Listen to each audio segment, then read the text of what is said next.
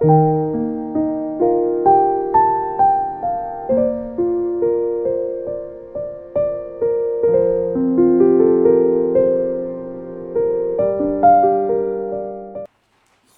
vriende, môre almal.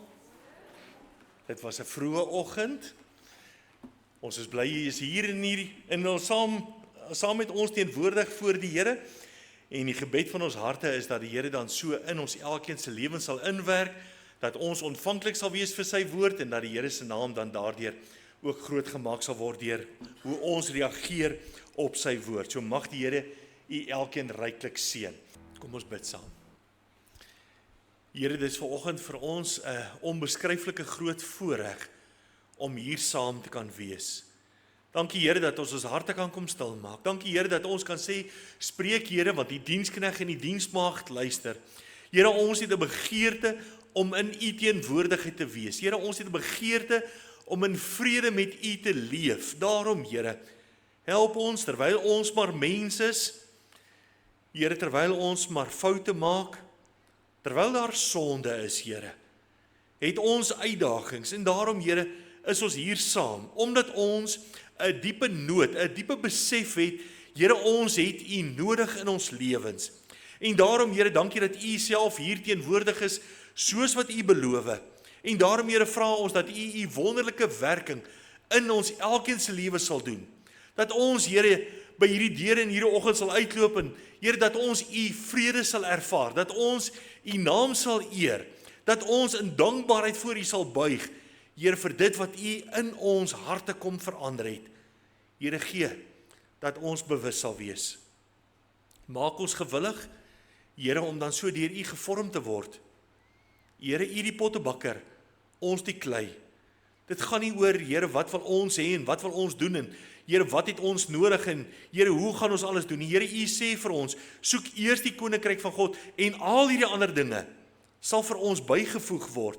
So daarom, Here, ons fokus is nie op die tydelike, is nie op dit wat ons wil hê nie, maar Here, dit is gefokus, Here, dit het 'n nood na dit wat u wil hê, ons vir u moet doen.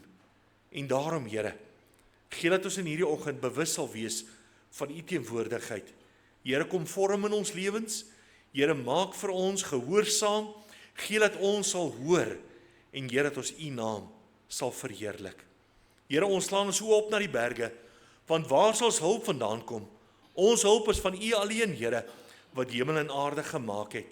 Gemeente, genade, barmhartigheid en vrede word die geskenk van God ons Vader en Jesus Christus ons Here, deur die kragvolle werking van die Heilige Gees. Amen. Baie, baie dankie.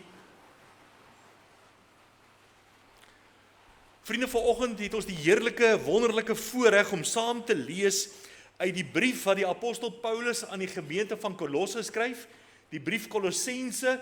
Nou, die gemeente in Kolossense het baie uitdagings gehad, soos met baie van die gemeentes maar in daardie tyd, en selfs in ons tyd waarin ons nou leef, is daar baie uitdagings, baie dinge wat ons verwar.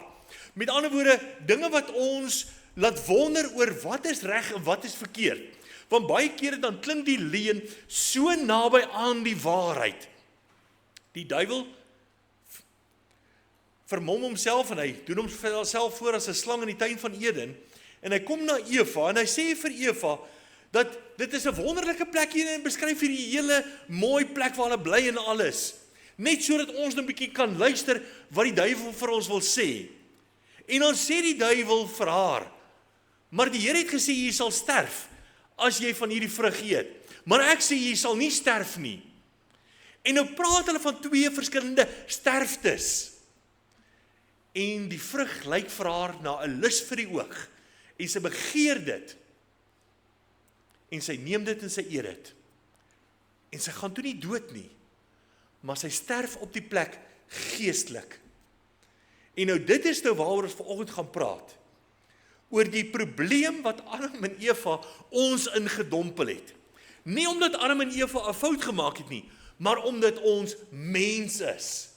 Gaan ons dieselfde fout gemaak het? Ons sou beslis dieselfde fout gemaak het. Omdat ons mens is, omdat ons so maklik geneig is om die verkeerde besluite in ons lewe te neem. So maklik, ons is spyt oor wat ons gedoen het, hoe ons reageer het. Want ons is mens. Nou Paulus skryf hierdie brief. Nou herinner hy hierdie gemeente. Jy's 'n nuwe skepsel. Die ou dinge het verbygegaan. Kyk, dit het alles nuut geword. Nou herinner hy ons aan die stand wat ons het voor die Here. Dat ons vergifnis gekry het. Dat ons aangeneem is as sy kinders. Dat ons nou mede-erfgename is van die ewigheid, van die hemele. Met ander woorde, Christus het vir ons gesterf.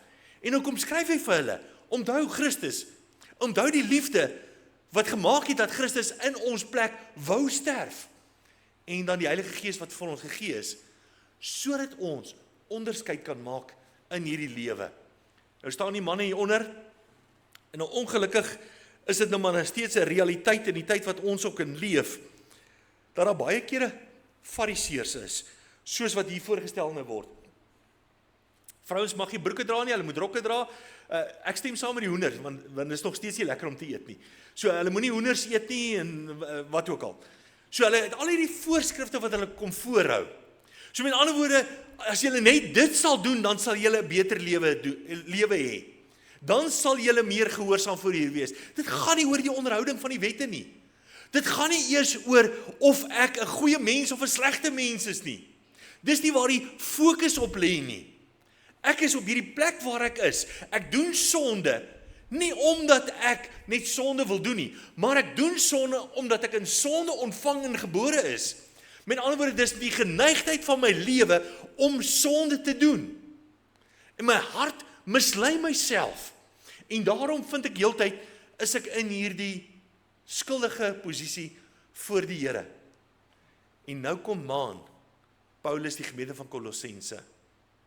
Hierdie sonde is soos kolle op my lewe, wat my kom bevlek.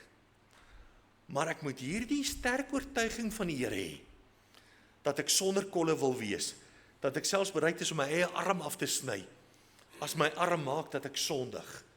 So met ander woorde, ek wil hierdie onderskeid maak in my lewe. Wat is reg en wat is verkeerd? So kom ons lees saam. Kolossense hoofstuk 2, en Paulus gaan nou opnuut aan die gemeente die evangelie kom verduidelik. Vir hulle kom verduidelik, het gaan nie oor die sonde wat ons doen nie, maar het gaan oor die vergifnis wat die Here vir ons gegee het, sodat ons vry kan wees, sodat ek en jy, ons tema van vandag, hoe kan ek die evangelie aan iemand anders te verduidelik? So met ander woorde, ek wil graag vir iemand anders te gaan vertel wat ek lief het, iemand anderste wat nog nie die Here ken nie. Ek wil graag vir hulle gaan vertel die Here het hulle ook lief. En dit gaan nie net oor my woorde nie, maar dit gaan oor my dade. Dit gaan oor my lewe, dat hulle na my lewe kan kyk. Paulus wat vir die gemeente van Korintiërs sê, wees my navolgers soos wat ek ook dit van Christus is, 1 Korintiërs 11 vers 1. So met ander woorde, hy sê, boots my na. Lewe, maak die besluite soos wat ek dit maak. Hoor die verantwoordelikheid wat Paulus op homself neem. Dat as jy so optree, as jy so reageer, as jy hierdie besluite in jou lewe sal neem, dan sal dit die regte besluite wees. So met ander woorde, hoe kan ek dan nou so leef, dat ek sout sal wees, dat ek lig vir ander mense sal wees, dat ek ander mense met die Here sal beïnvloed. Nou in die tyd wat ons leef is dit nogal baie interessant, want mense hou daarvan om te skinder, en mense hou daarvan om stories te vertel. Dit gaan nie oor, ek wil myself nou verdedig nie. Dit gaan nie oor, ek wil nou kom sê, vir jou wat reg is nie. My lewe, my besluite, moet reg wees voor die Here. My bedoelinge moet reg wees voor die Here. So dit gaan nie oor, ek dink jy die Here nodig nie. En ek dink, jy moet jou hart vir die Here gee nie. 'n Konfrontasie werk nooit. Dit gee nie vir ons die oplossings nie. Maar hierdie is Paulus se liefdesbrief, wat hy in nederigheid, met die liefde van die Here, hierdie boodskap voor jou kom neerlê. Vir jou kom vra, antwoord dit self, maar dis nie waar dit moet stop nie. Ek moet dit gaan deel met ander mense, en daarom kom deel Paulus opnuut hierdie boodskap, ook met die gemeente van Kolosse. So kom ons lees saam. Kolossense hoofstuk 2, en ons gaan die hele hoofstuk met mekaar saam lees. Want ek wil hê dat julle moet weet, wat 'n groot stryd ek oor julle het, en oor die wat in Laodicea is, en almal wat my aangesig in die vlees nie gesien het nie, dat hulle harte vertroos mag word, deurdat hulle saamgevoeg word in die liefde en tot alle rykdom van die volle versekerheid van insig, om die verborgenheid te leer ken van God en die Vader en van Christus, in wie al die skatte van wysheid en kennis verborge is. My gebed vir die gemeente. Dit sê ek, sodat niemand julle mag verlei met drogredes nie. Want al is ek ook na die vlees afwesig, tog is ek by julle in die gees, en ek verbly my om julle goeie orde te sien, en die vastigheid van julle geloof in Christus. Soos julle dan Christus Jesus, die Here aangeneem het, wandel so in hom, gewortel en opgebou in hom, en bevestig in die geloof, soos julle geleer is, terwyl julle daarin oorvloedig is in danksegging. Pas op, dat niemand julle as 'n buit wegvoer deur die wysbegeerte en nietige misleiding nie, volgens die oorlewering van die mense, volgens die eerste beginsels van die wêreld en nie volgens Christus nie. Want in hom woon al die volheid van die God liggaamlik, en julle die volheid in hom, wat die hoof is van alle owerheid en mag. In wie julle ook besny is met die besnydenis wat nie met hande verrig word nie, deur die liggaam van die sondige vlees af te lê in die besnydenis van Christus, omdat julle saam met hom begrawe is in die doop, waarin julle ook saam opgewek is deur die geloof in die werking van God, wat hom uit die dode opgewek het.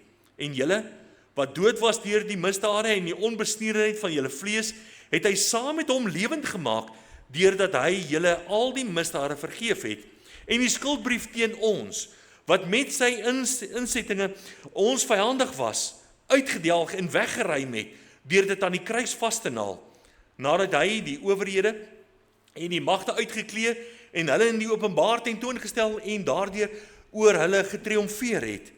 Laat niemand julle dan oordeel, in spys of in drank, of met betrekking tot 'n fees, of nuwe maan of Sabbat nie, wat 'n skaduwee is van die toekomstige dinge, maar die liggaam behoort aan Christus.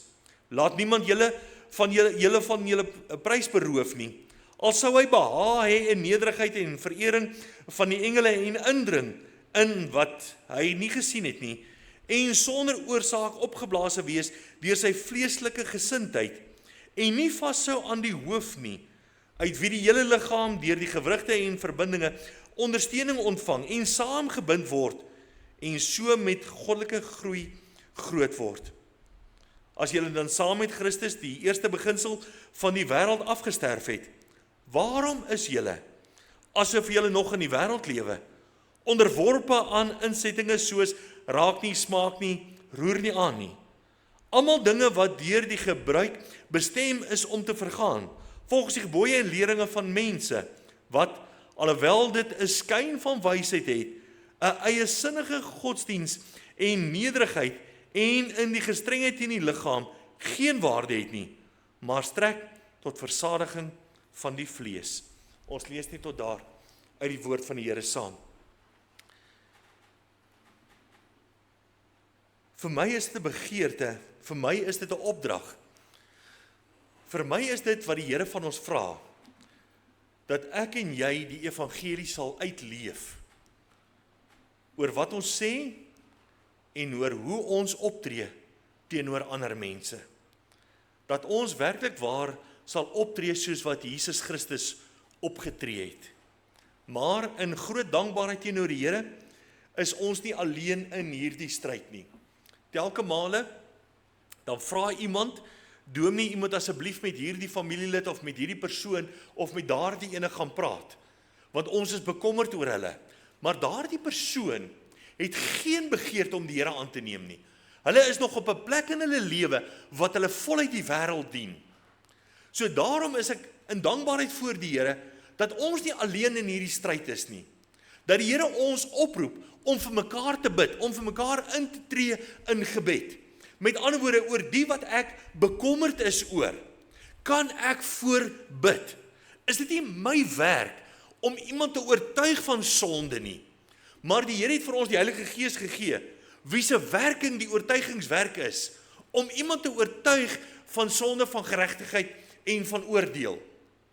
So met ander woorde, in 'n gesprek, as ek die evangelie wil gaan verkondig met iemand anderste, begin ek nie met, ek dink jy het die Here nodig, want jy het nou net dit en dit en dit gedoen nie, jy het sonde gedoen nie. Met ander woorde, ek kom nie met 'n aanval om jou te oortuig nie. Ek kom na jou met 'n begeerte om saam met my, soos wat ek die Here dien, om saam met my die Here te dien. Daarom is die lewe wat ek leef so belangrik. Wat vir my belangrik is, en dit het ons uit die EE3 uitgeleer, 2 vrae, wat vir altyd maar vir my baie kardinaal is, om die antwoord op te weet. Die eerste vraag is, as ek vandag sou sterf, en ek kom voor die Here te staan, en die Here vra vir my, hoekom moet ek jou in die hemel toelaat? Wat gaan my antwoord wees? Hoekom gaan ek vir die Here sê, ek moet hemel toe gaan? Wat gaan my rede wees? En dis nou deel van die tweede vraag, is op grond waarvan moet die Here my toelaat in die hemel? En dan kan ek sê, Here, die Fariseërs, die wette was vir hulle te min, so hulle het nog 'n klomp ander wette gaan byskryf. Jy mag nie jou bed op 'n Sabbat dra nie. Die Here genees die man en hy sê vir hom, neem jou bed op en loop, op 'n Sabbat. En almal het hom aangespreek oor dat hy durf hierdie man toestemming gee om die wet te oortree op 'n Sabbat. Dit gaan nie oor dit nie, maar hulle het gereken, ons wil 'n goeie lewe leef. Die ryk jong man, Here, ek onthou al hierdie wette van kindsbeen af, en ek oortree nie een nie, ek is onberispelik in die wet. Dit gaan nie oor hoe goeie lewe jy leef nie. Dit gaan nie oor, Here, ek is die ideale lidmaat. As iemand wil weet hoe lyk 'n kerklidmaat, Here, dit is ek. Dit is, by elke geleentheid is ek teenwoordig. Dit gaan nie eens daaroor nie. Dit gaan oor, op grond waarvan moet die Here jou in die hemel toelaat. Nou kom ons praat dan nou vandag oor hoe kan ek die evangelie met iemand anders te gaan deel. Nie, dis die dominee se werk of dis die kerk se werk nie. Ek meng nie met jou vriende nie. Ek ken nie jou vriende nie. Ek's nie op die werksplek waar jy werk nie. Ek is nie in dieselfde familie as wat julle is nie. En daarom het ons elkeen 'n verantwoordelikheid om die liefde van die Here met ander mense te deel. En daarom het ons onder andere nou vanoggend die linte uitgedeel. Ongelukkig van ons was bietjie later as ander. So van ons was vroeër by die kerk en toe het hulle linte gekry. Ronaldo, ek het nog net vir julle een vir die familie. Is daar nog 'n familie wat glad nie een het nie? Angelique het nog extras. Is daar nog iemand wat glad nie gekry het nie? As jy net agtertoe kan stuur, Angelique. Dankie.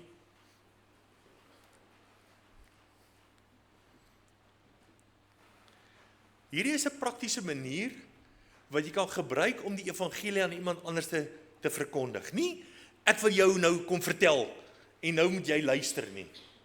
Dis met die liefde van die Here wat ek vir iemand wil kom wys. So nou neem jy die goue lint en dan maak jy jou Bybel oop by Johannes hoofstuk 3 vers 16, een van die bekendste gedeeltes, en jy plaas die goue lint in by Johannes 3 vers 16. Ons moet begin by die goud, want almal wil goud hê. Ons kan nie begin by die swart nie, want niemand wil swart hê nie. Goud klink net beter.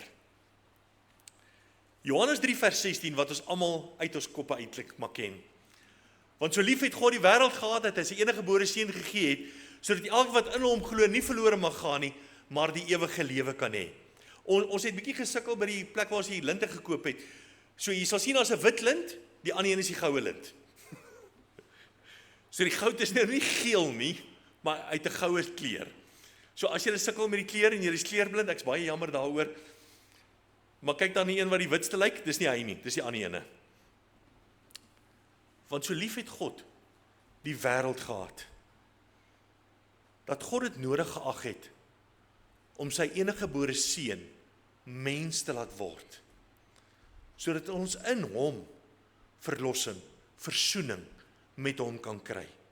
Met ander woorde, hy sê dadelik vir ons, hier's 'n probleem. Maar voordat ons by die probleem kom, want so lief het God die wêreld gehad.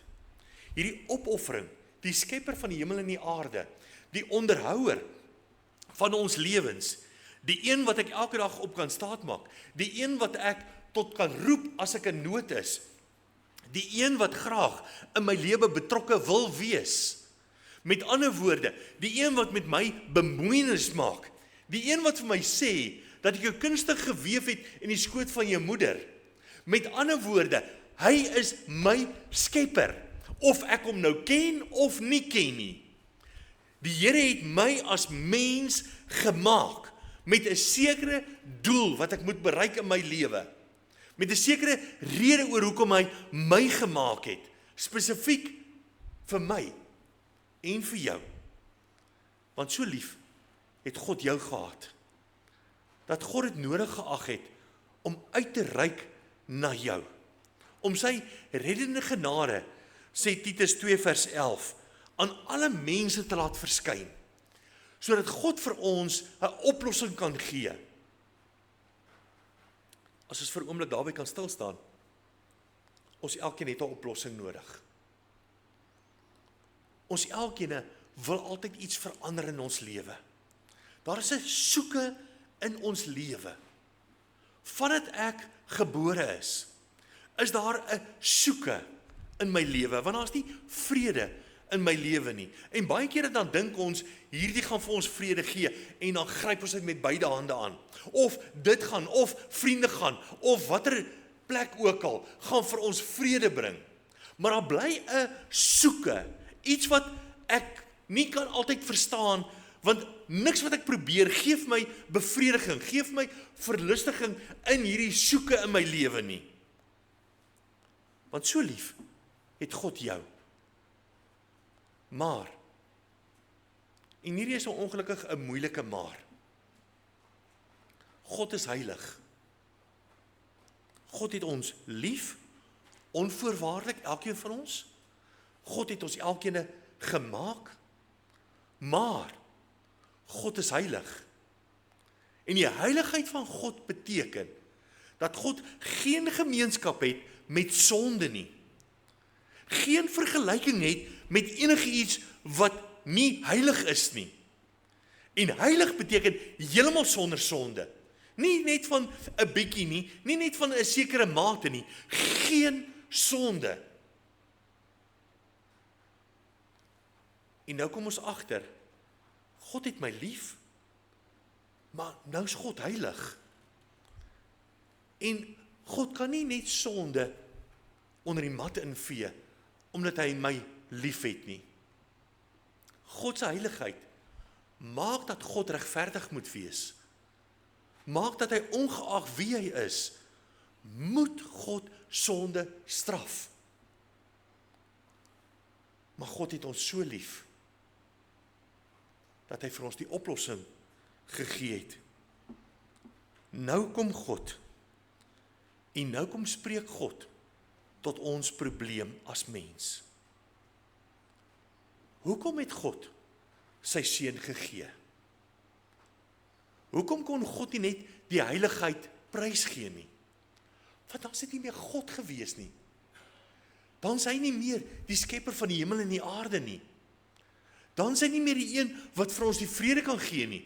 Want dan raak God net soos ek en jy, wat 'n kompromie wil maak oor wat ons kan doen en wat ons nie kan doen nie. Wat ons oor alles wil redeneer. Wat ons alles oor 'n verskoning, 'n rede wil gee oor hoekom kan ons maar dit en hoekom kan ons nie dit nie. So met ander woorde, omdat God absoluut heilig is, het God se liefde dit gedring dat daar vir ons 'n oplossing kan kom. Die oplossing, die rede oor hoekom ons 'n oplossing nodig het, die swart lint. Romeine 3 vers 23.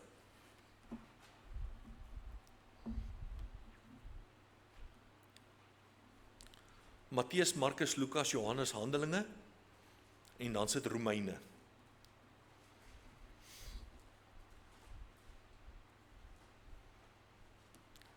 Dominee Jurgens het in die week met die wederkomsdienste baie ook verwys na skrif met skrif vergelyk. En ek haal nou maar net van die skrifgedeeltes aan, maar daar's baie ander ondersteunende skrifte wat presies dieselfde op neerkom, wat presies dieselfde sê. Romeine 3 vers 23, net omdat dit maar een van die bekendstes is, want almal het gesondig en dit ontbreek hulle aan die heerlikheid van God. So met ander woorde, van nature, Psalm 51 vers 7, ek is in sonde ontvang en gebore. Van nature is daar sonde in my lewe. Ek leer nie my kind om stout te wees nie. My kind is eenvoudig net stout vandat hulle gebore is. En vandat hulle gebore is, moet ek hulle leer wat om te doen en wat om nie te doen nie. So met ander woorde, ek leer nie my kind om sonde te doen, om 'n tantrum te hê, om dikmond te wees, om verkeerd te reageer nie. Dit gebeur eenvoudig net. As ek myself vat as 'n voorbeeld wat 'n volwassene is, daar's dinge in my lewe wat gebeur wat my kwaad maak. Dinge wat gebeur terwyl ons bestuur. Wat op die pad gebeur, wat ons kwaad maak, wat my ongelukkig maak, wat my opstandig maak. Wat maak baie kere dat ek sondig. Want almal het gesondig. Nou hierdie sonde maak dat dit my die heerlikheid van God ontbreek. En dis nie iets wat ek so seer gedoen het, die sonde nie, maar ek wil dit tog prakties verduidelik. Sodat ons net die grootheid van die probleem kan besef. Ons almal weet wat is sonde, vloek, steel, wat ook al. En die probleem wat die Bybel vir ons gee, dat die Here sê dat as ek in een wet skuldig geword het, het ek aan die hele wet skuldig geword.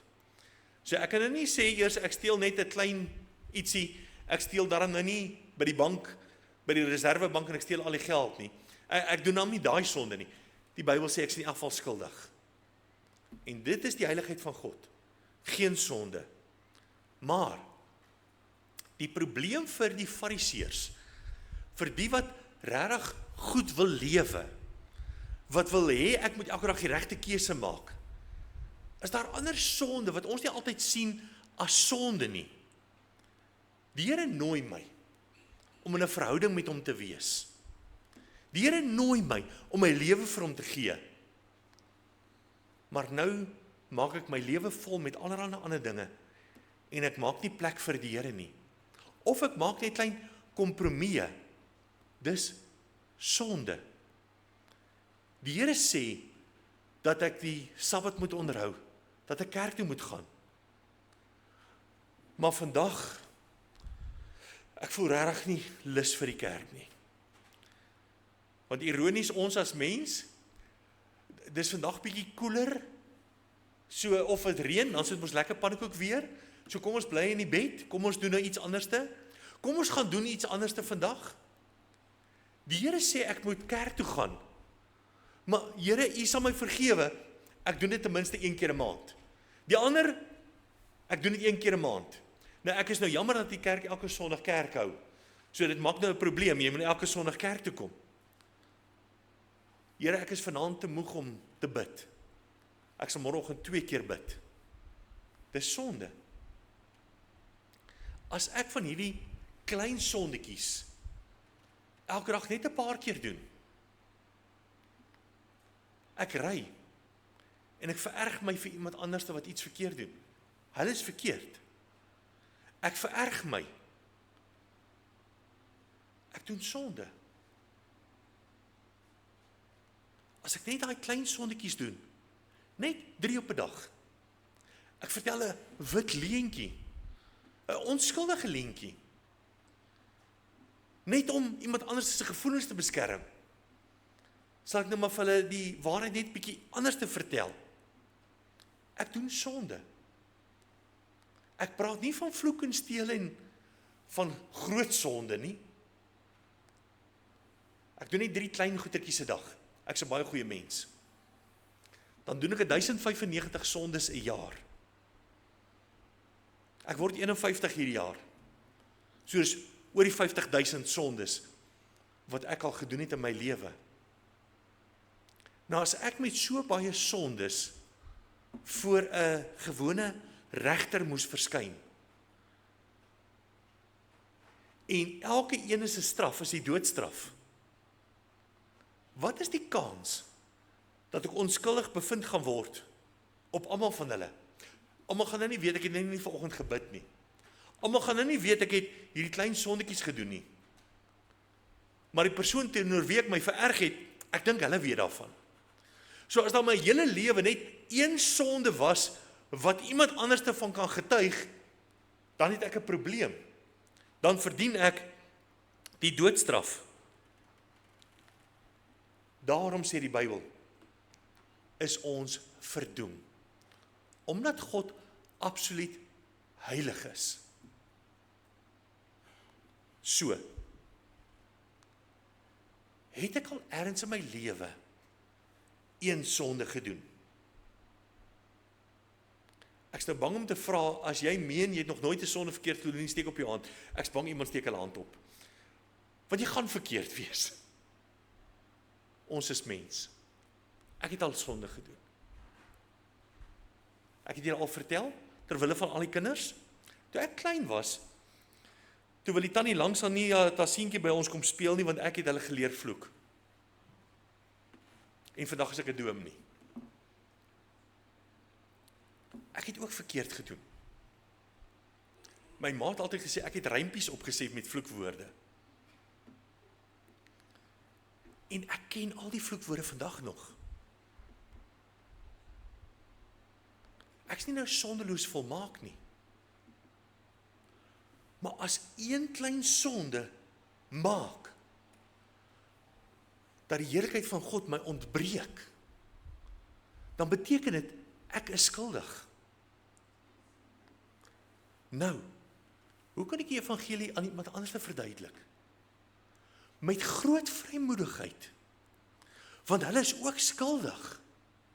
Elke ene van ons is skuldig. Daar's nie een uitsondering van ons wat onskuldig is nie. Omdat God heilig is, moet God die sonde straf.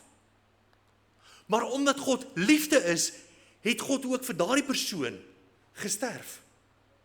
So wil ek graag dit dan met hulle deel. Want hulle het God nodig. So nou het ons hierdie probleem. Dawid het gesondig.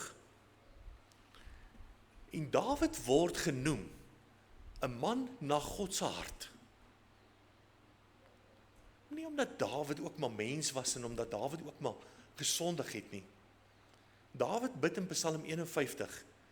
Hy sê, delg my oortredinge uit. Veer dit uit.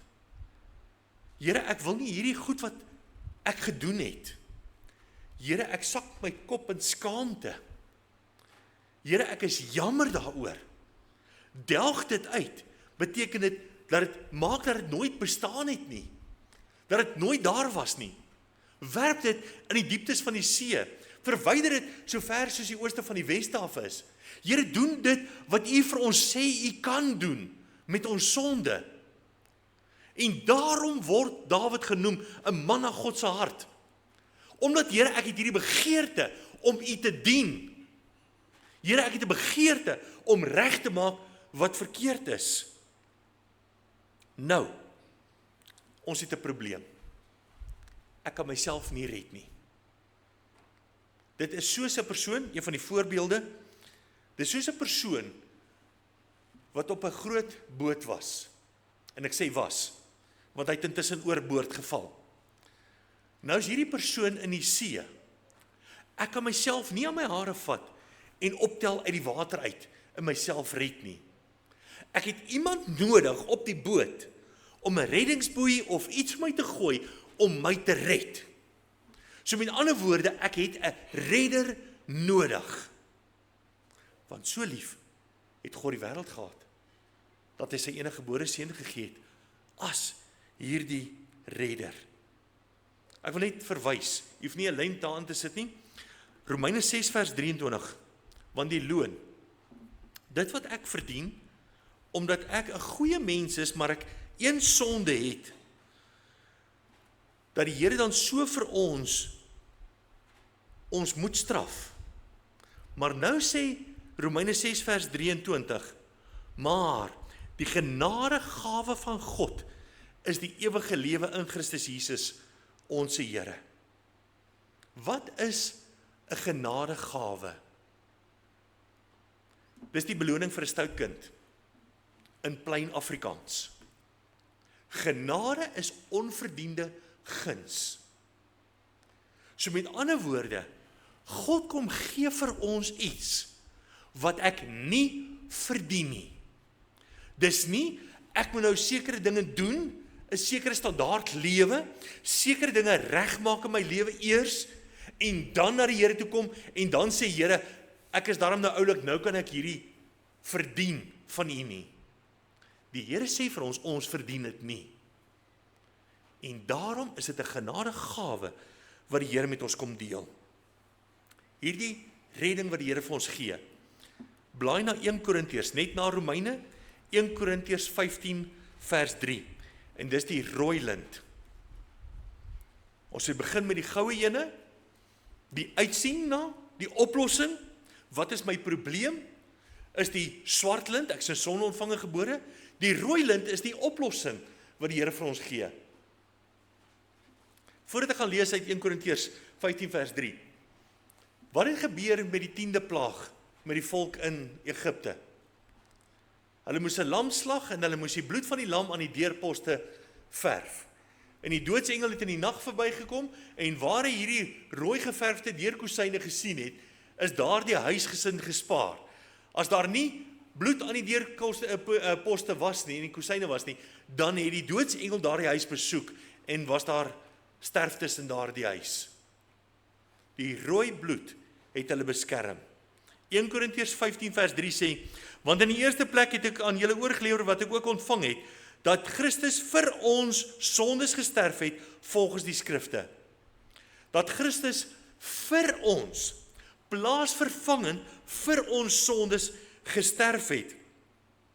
1 Korintiërs 15 vers 3 sê, dat Christus vir ons gesterf het. Jesaja 53 vers 5 sê, die straf wat vir ons die vrede aanbring, was op hom. Efesiërs 1 vers 7, in hom het ons die verlossing deur sy bloed. En ook die skrifgedeelte wat ons dan saam gelees het vandag. Wat sê die Here vir ons? My sonde wat ek gedoen het, is opgeskrywe. Maar so lief het God my gehad. Maar nou, omdat God regverdig en heilig is daar 'n klomp sonde wat my lewe nou bevlek. Nou kyk God na my lewe, en wat sien God? God sien my sonde raak. God sien dat hy my moet straf. Maar plaasvervangend in my plek het Christus vir my gesterf. En dit sê dat Christus Jesus het gekom en hy die sonde kom wegvat van my. Christus het in my plek sonde geword. So met ander woorde, dis wat Dawid sê, delg my oortredinge uit, neem dit van my weg. Nou kyk God na my en hy sien onverdiende guns. Ek het dit nie verdien nie, maar hy sien my wat in liefde deur hom geskape is. Hy sien my raak sonder my sonde. Christus het in my plek vir my sondes kom sterf.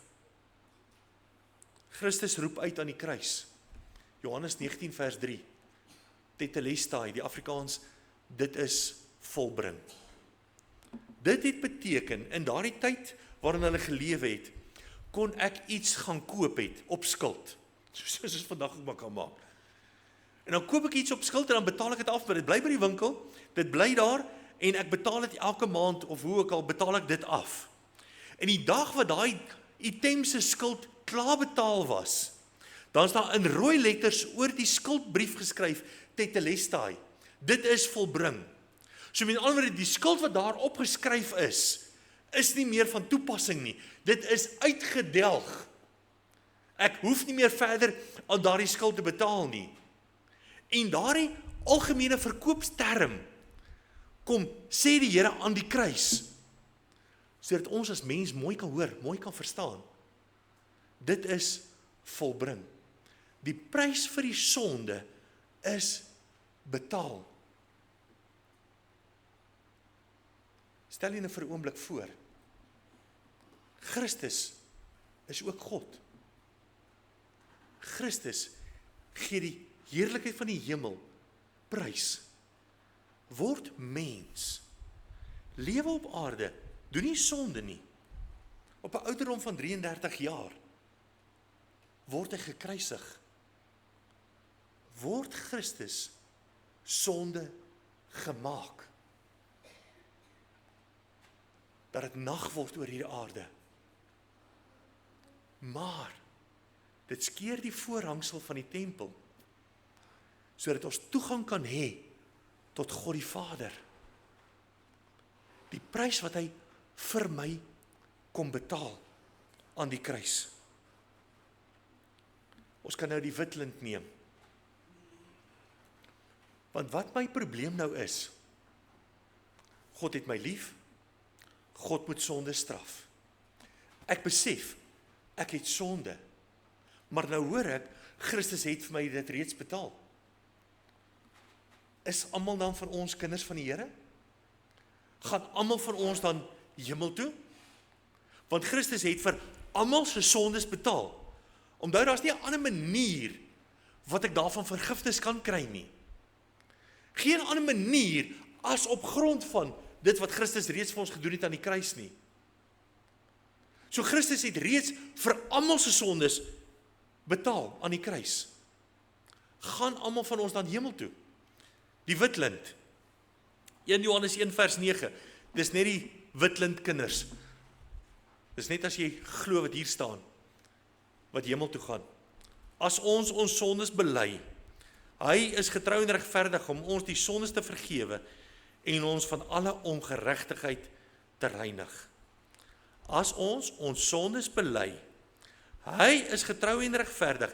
Dis amper heel agter, net voor Openbaring is 1 Johannes. Dis nou nie die evangelie van Johannes nie, want dan gaan jy sukkel om daai vers te kry. 1 Johannes 1 vers 9. As ons sondes bely, hy is getrou en regverdig om ons die sondes te vergewe en ons van alle ongeregtigheid te reinig. Wat moet ek doen? As ons sondes bely, dis al wat ek kan doen. God gee vir ons die oplossing. Maar God gee vir my en jou die geleentheid om betrokke te wees. Om jou eie keuse te maak. Net soos wat Adam en Eva keuse gemaak het, gee die Here nou vir ons die geleentheid om 'n keuse te maak. En nou sê die Here, die prys is betaal vir almal se sondes. Maar net as jy dit aanneem, is dit joune. Net as jy dit aanneem, word dit jou toegereken. Word die vergifnis vir jou gegee. Ek koop iets. Ek betaal dit af. Tetelestai, dit is klaar betaal. Maar ek gaan haal dit nooit nie. Is dit myne? Nee. Kom dit my toe? Ja. Dit is vir my. My naam staan daarop. Dit is reeds afbetaal. Ek kan dit net gaan haal. Dan is dit myne. Dan vat ek eienaarskap daarvan. Dis nie iets anders wat ek nog moet doen nie. Ek moet dit net gaan haal. Ek moet my sonde bely. Here, ek is jammer. Ek besef, ten spyte van al die sonde wat ek doen, ten spyte van alles wat ek verkeerd besluit, ek besef, ek is in sonde ontvang en gebore. En dit maak, dat ek geneig is tot sonde. Maar ek wil dit verander. Here, ek wil u kind wees. Lukas 15.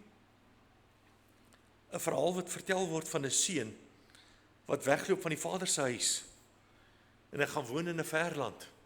Mors alles uit, verlang om sy maag te vul met die pele wat die vark eet, maar hy kom tot homself. Ek sal opstaan en ek sal na my vader se huis gaan en ek sal vir my vader sê, Vader, ek het gesondig voor die hemele en voor u. Ek is nie eens meer werd om u seun genoem te word nie. Maak my soos een van die huurlinge.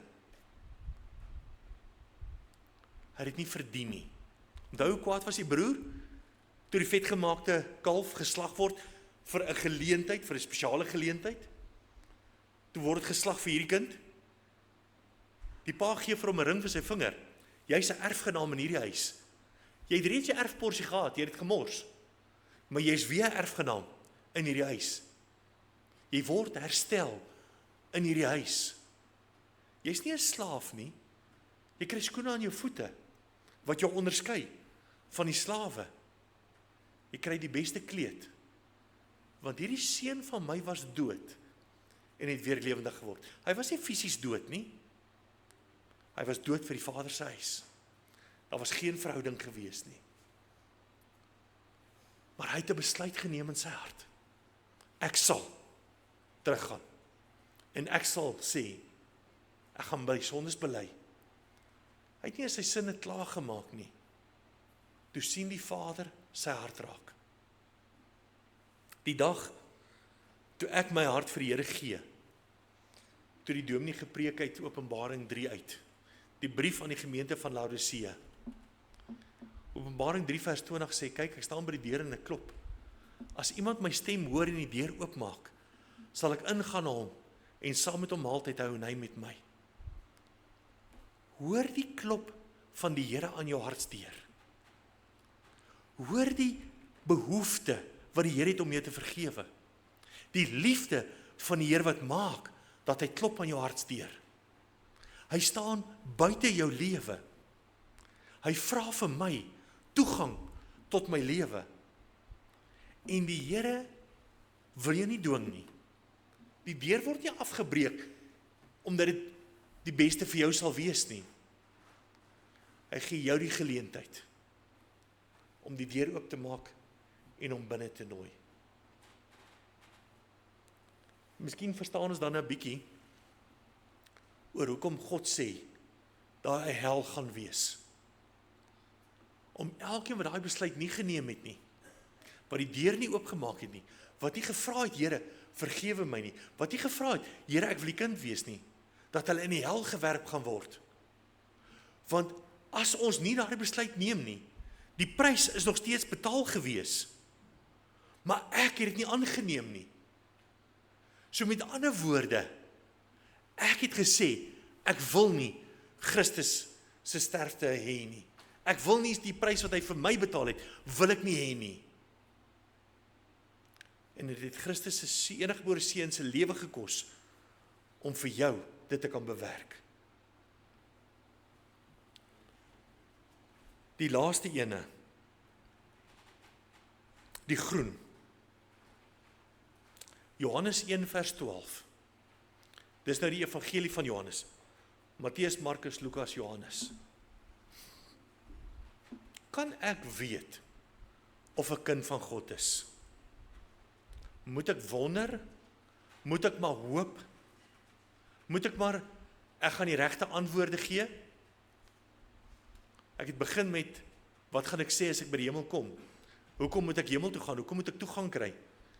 Ek kan die regte antwoorde sê, maar as dit nie in my hart is nie, gaan ek nog steeds nie toegang hê nie. Johannes 1 vers 12 sê, maar almal wat hom aangeneem het, aan hulle het hy mag gegee om kinders van God te word, aan hulle wat in sy naam glo. Efesiërs 2 vers 8 en 9, want uit genade is julle gered deur die geloof, en dit nie uit julleself nie, dit is 'n gawe van God, nie uit die werke nie, sodat niemand mag roem nie, dis die Here wat dit vir my gedoen het. En dan sê die Here ook vir my, dat sy gees getuig saam met my gees, dat 'n kind van God is, in Romeine 8 vers 16. Met ander woorde, die Here gee vir my daardie vrede. Hy gee vir my die uitnodiging, hy gee vir my, dat ek kan reageer hierop, dat ek moet reageer hierop. Onthou, geen reaksie is ook 'n reaksie. Maar hy nooi my, sodat ek kan reageer daarop, sodat ek my lewensdeur kan oopmaak, sodat ek hom kan innooi, sodat daar maaltyd kan wees, maar ek kan hom ook weier. Maar, as ek die deur oopgemaak het, gee hy die mag aan my, om kind van God te wees. Om die Here te vertrou, met my hele lewe. Dis die voorreg, dis die verantwoordelikheid, wat ek het. Hoekom het God my geskape? Hoekom het God jou geskape? Jou spesiaal. Hoekom het God jou gemaak? Sodat ek in daai adres kan bly. Sodat ek met daardie persoon kan trou. Sodat ek daardie kinders kan grootmaak. Dis nie hoekom God my geskape het nie. God het my geskape, sodat ek hom kan verheerlik. Sodat ek in 'n krom en verdraaide wêreld kan leef, en 'n verskil kan maak met my lewe, sodat ek die evangelie, die blye tyding, met ander mense kan deel. Dis hoekom God my gemaak het. Nou sê ek is kind van God. Opreg, want ek het die Here gevra. My vraag,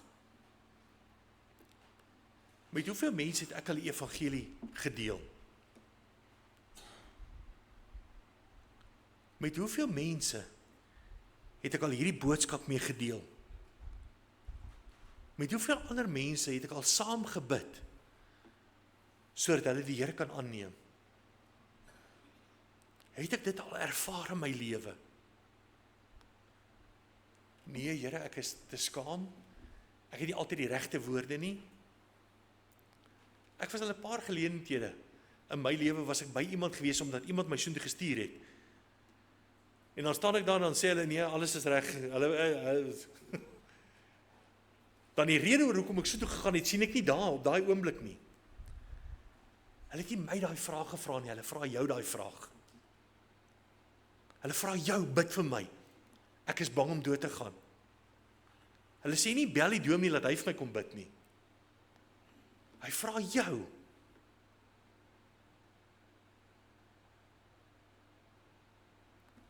Kan ek dit persoonlik maak? Ek het nou vir julle gesê, ek dink nog steeds ek is my ma se soetste kind, so jy weet hoe stout is die ander. Maar in elk geval, ek het sonde gedoen.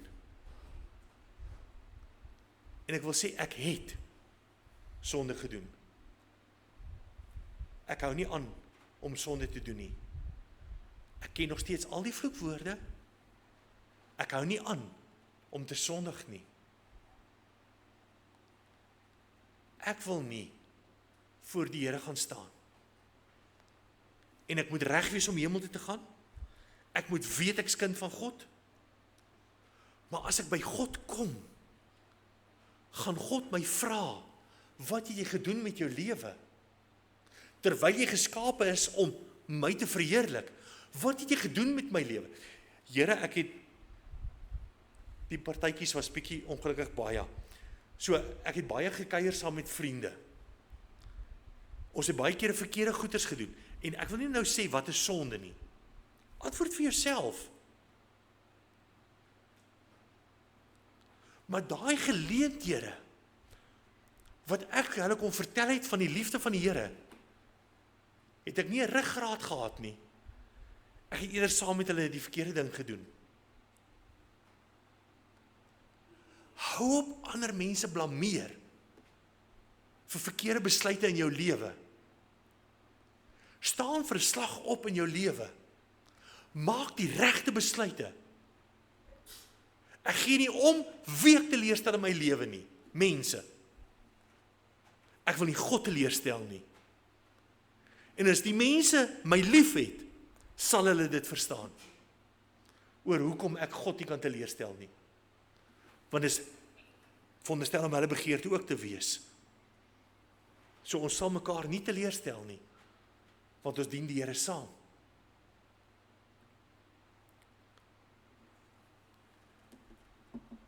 Vriende wat jy op daardie manier moet teleurstel, as jy die regte besluit neem, is nie jou vriende nie. Ek beloof jou. Hulle wil net nie alleen stupid wees nie. Hulle wil net nie alleen skuldig voor die Here wees nie. So hulle laat jou maar saam skuldig wees. Dan voel ons ten minste beter oor ons sondes. En daar's baie sonde. Dis nie net hierdie gruwelike dinge nie. Dit is dit ook. Dink die teleurstelling in God se Vaderhart. Waar Christus tot hom geroep het in die tyd van Getsemane. Vader, as dit U wil is, laat hierdie beker, hierdie sonde, wat oor hom gaan kom, Here, as dit moontlik is, laat dit by my verbygaan. Maar dit het nie. En nou bly ek as mens voortgaan met hierdie sonde. Wat dit aan Christus gedoen het. Ek wil geen gemeenskap met hierdie sonde hê nie. Ek wil nie kyk hoe ver ek kan gaan met hierdie sonde nie. En ek praat nie nou met een persoon nie. Ek praat met ons elkeen. Want as ek sonde doen ek my getuienis skade aan. Ons moet ophou met ons verskonings. Die wederkomsdienste is 'n realiteit gewees. Die Here gaan kom. Maar 2 Petrus 3 vers 9 sê, die Here vertraag nie die beloftes nie. Want ons wil hê die Here moet ons kom haal. Maar ek moet vir u sê, ek is bang die dag as die Here kom. Nie of 'n kind van God is of nie, ek is seker daarvan. Maar doen ek genoeg vir die Here? Of het ek maar verskonings? Redes oor hoekom ek nie nou die regte besluite kan neem nie. God wil jou help om die regte besluite te neem. God steek sy hand uit na jou toe om jou te help in die omstandighede wat jy mee sukkel. Nee, Here, ek wil hier in die modder wees. Ek wil tussen die varke wees. Ek wil die varke se pele eet. Ek wil nie. Verkondig die evangelie. En dit gaan nie net ander mense se lewens verander nie. Dit gaan my lewe ook verander. Dit verander my hart as ek die evangelie gaan verkondig. Mag dit jou begeerte wees. Want dit is wat die Here van ons verwag. Amen. Kom ons bid saam.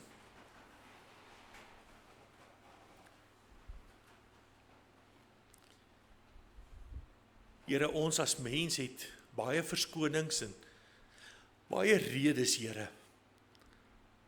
Maar Here, as ons eerlik is en ons staan vir 'n oomblik net stil, dan wil ons graag die regte dinge doen. Ons wil nie die verkeerde doen nie. Here, al is daar 'n geneigtheid, al is daar 'n lus, al is daar 'n verslawing aan verkeerde dinge. Here, dit is nie wat ons wil doen nie. Ons wil U nie teleurstel nie. Here, ons wil 'n verskil maak teenoor daardie vriende van ons wat nie reg is nie, wat U nie ken nie. Here, ons het begeerte om hulle aan U bloot te stel. Daarom, Here, hoe kan ek die evangelie aan iemand anders te gaan verduidelik? Here, help my, lê die woorde in my mond, sodat ek kan praat, Here, sodat ek kan getuig, sodat ek uit my eie lewe uit vir hulle kan vertel, wat verkeerd gegaan het, omdat hulle weet wat in my lewe verkeerd was. Dat ek hulle kan vertel hoe het ek 'n antwoord gekry, hoe het ek dit reggemaak in my lewe, hoe het ek uitgeroep soos Dawid, Here, delg my oortredinge uit. Here, hoe ek vrede by U gekry het, toe ek my sonde voor U kom bely, toe U my U kind maak, toe U al my ongeregtigheid kom uitdelg. Dankie, Here, dat ek U kind kan wees, dat U my aangeneem het. Here, nou, ek wil nie verskonings maak vir sonde en, Here, ek wil nie half U dien en half die wêreld dien nie. Here, ek wil gaan vertel van die liefde van die Here. En daarom, Here, gebruik ons elkeen, sodat ons U woord kan gaan verkondig. Seën ons in hierdie dag. En Here, werk U Heilige Gees in ons harte. Amen. Vriende, ek gaan U nooi om saam met my te staan, dan gaan ons saam afsluit met neem my lewe, laat dit Heer U gewy wees meer en meer. Dit gaan nie oor my nie, Here, ek wil U kom dien, ek wil U kom eer. Tydens ons tweede diens gaan ons bietjie verder praat oor redding. Ons gaan bietjie ander praat oor, maar moet ek nou gedoop word? Terwyl dit die opdrag is in die einde van een van die evangelies wat die Here gesê het, gaan verkondig die evangelie en doop hulle. So, as ek my hart nou vir die Here gee, moet ek nou gedoop word? Is ek dan eers reg met die Here? Ons gaan bietjie daaroor praat en dan ander vrae wat U ook mag vra rondom die evangelie en oor sekerheid van saligheid. So kom ons staan, dan sing ons heerlik saam ten slotte op hierdie erediens.